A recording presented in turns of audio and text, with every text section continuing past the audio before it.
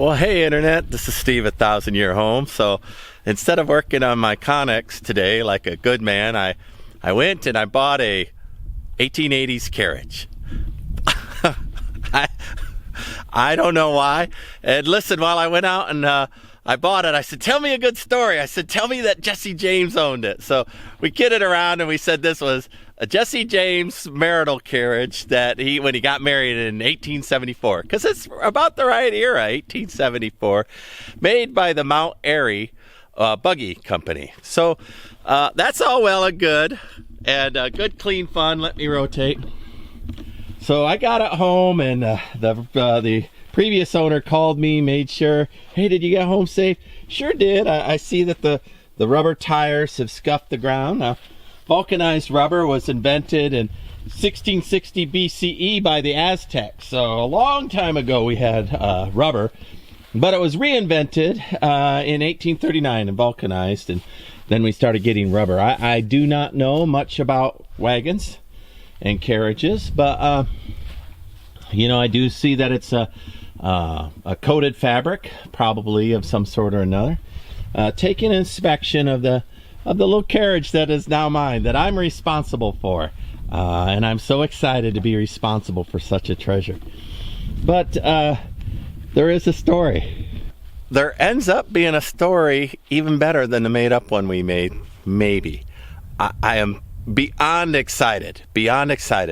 While we were inspecting it, taking a look at it, since I don't know anything about carriages, I had my daughter with me, and I said, well, let's find the maker's mark. And indeed, we found the maker's mark, and I live way off grid. And I found it like this, where the nails had almost rattled out. And I said, oh, I can't lose the maker mark on this. So we had removed the maker's mark in order to preserve it, put away the bonnet, and lo and behold, on the back, it says at least 9/15/18. And then there's some faint scratching. And the name we can see for sure says Wright. R-I-G-H-T. And real carefully, this name here scratched in, and I'm trembling to even tell you, I believe that says Orville. I have reason to believe, in all honesty, that I have purchased a part of American history, and I'm privy and privileged, and I sat in the seat like I owned it.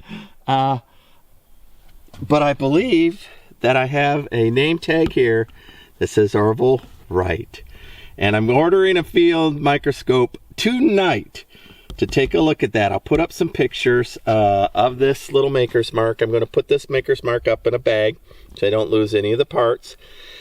And you know, if this is indeed Orville Wright's, he was he retired from flight September 1918, and I would suspect, my story goes, my presumption goes, that maybe he pried off this name tag and scratched his name in when he realized he would never fly again. And I might be holding on to, well, I know I have a 155-year-old carriage here in original condition. And why does anybody have a 155-year-old carriage? Well, one reason would be because it belonged to Orville Wright, and down through time and history, people have forgotten that it belonged to Orville Wright, and it's traded hands. And the story that I got, that the previous owner, we just made up a wild one about Jesse James. Listen, a wild one.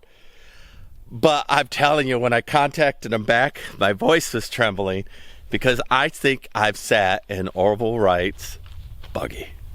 And I am beside myself that this nameplate is scratched in there. I'm going back into my Connex. So for tonight, I took everything that's felt and I'm putting it all in a way. I'm going to tarp the thing. I've got a garage to put it in tomorrow. Let me rotate. So this was the top that goes to the carriage. and it's in very, very good shape. One little tear in the coated canvas there. And Sonny, the guy who owned it, had a good idea. He said, well, check and see if anybody put anything in the headliner. And I found a lot of wasp nests, so I know that I can find out the hair, where it's been by maybe a dirt study. But listen, I invite you all to join me on this little adventure.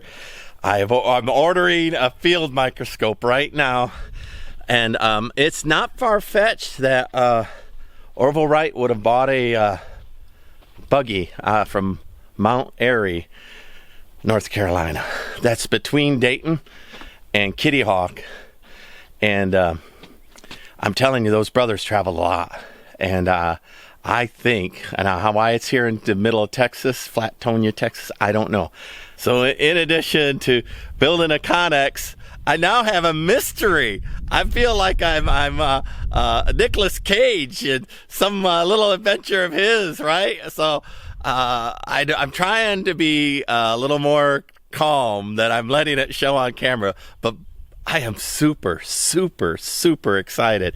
So anyway, if it turns out that once the field microscope, and I'll let everybody join in on those, I will scan it. We'll get a consensus of brains to take a look at what's scratched on this nameplate.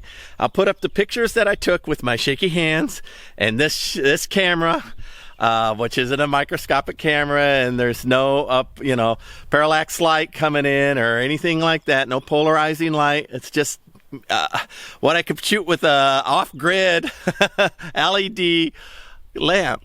But if I have Orville, come on now, Wright's buggy, I am beside myself. Of course I'm not going to put it in Smithville Parade and ride around. I'll have to contact one of the many museums, the National Museum of Aeronautics or somebody, and say, hey, it appears that this is Orville Wright's buggy. What a story if this is working. And what would bring it here? And even outside of all that, okay, Mount Airy Buggy Corporation is in Pennsylvania, I believe. No, North Carolina. How did it get in Texas? I don't know. Nobody knows. And it is in good shape, folks. Let me tell you, if you were 155 years old, you all saw that canvas that was in there at the top. Is amazing shape. This is in amazing shape. I feel honored just to be caretaker of this, even if it doesn't have a provenance like I believe it does. But anyway, follow me along. I am just so excited. I am trying to tamp it down a little bit, but I cannot contain myself. Listen, my eyeballs see. My eyeballs see Orville scratched once kind of badly, and then again right, and then Wright clear as a bell. No doubt in that. No doubt. The date might be an odd date. I don't know. September 15th, 1918. September something. 1915. I'm not sure. But so excited. I'm just, oh my gosh. And so I put this away tonight because there's felt on it. And I don't want a terrain on this. But and I'm going to get a sandwich bag and put those in and put them up where I don't lose it, because this is the provenance right here. So, and I almost hate to say it, I almost spit shined that as I was coming off, but some of the scratching on there isn't scratching. Some of it, it could be a scratched in and then it wore the paint, but it looks like pencil writing right there. So maybe he started with pencil in the shop and then quit. But you can't see, depending on the angle, you cannot see. Oh my gosh, come on, you can see it there in the sunlight. You could see it, right?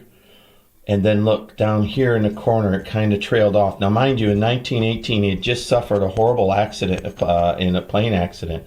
But down here, look in this corner. Let me wiggle it around in the sunlight, setting sun. Can y'all zoom in on that? Can you see down there in the corner? I could clearly see with my human eyeballs, right, W-I, and it's pressed in like really well. And think if you were scratching on that with a pocket knife in a shop, that the Orville part would be your practice run. And by the time you figured out that, you would have scratched in Wright properly. So that's the back. So exciting.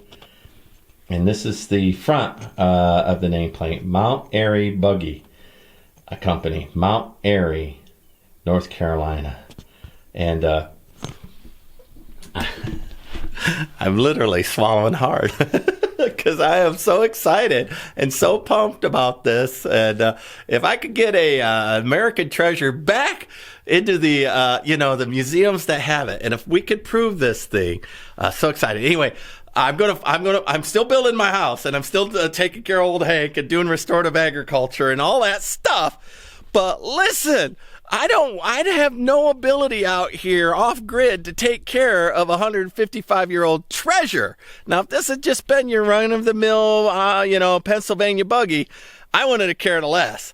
If I had the made-up story of Jesse James' wedding day thing, I would put it in a Smithville parade and tell little kids, I think it's Jesse James' wedding. I've heard tell that it's Jesse James'.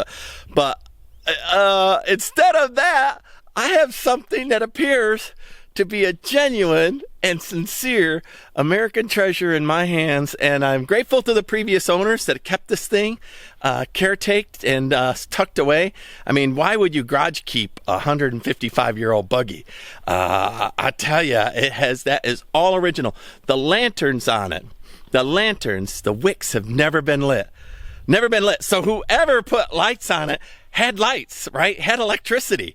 So, or some other means of, or it wasn't driven at night. For 155 years? Come on now. And the buggy whip is original. An original 155-year-old buggy whip. Come on. I got to get a field microscope. I'm ordering it. I'm even paying for the extra shipping. If I'm out in the nowhere land, everybody, it's a geological oddity here. Everything's 2 weeks away. And so I don't know. Prime is not 2 days for me. It's whenever y'all get it here. And I'm grateful to not have to drive 60 miles to town to get it. I think I have a national treasure. I hope that I'm not disappointed. And if I turn out that this is not Orville Wright's buggy from Mount Airy, I'm going back to the Jesse James story, and I'm going to fill kids' ears with that story, I tell you. But in all sincerity, I think it'll go from my hands to the National Museum for the Wright family. I'm really honestly thinking so. Anyway, I hate to ramble on. I cannot contain my enthusiasm. I'm going to be like a kid at Christmas tonight. I got to work tomorrow, and I know I'm going to stay up all night long looking through archives of the Wright brothers to see if I see a little old buggy like that, only with the top.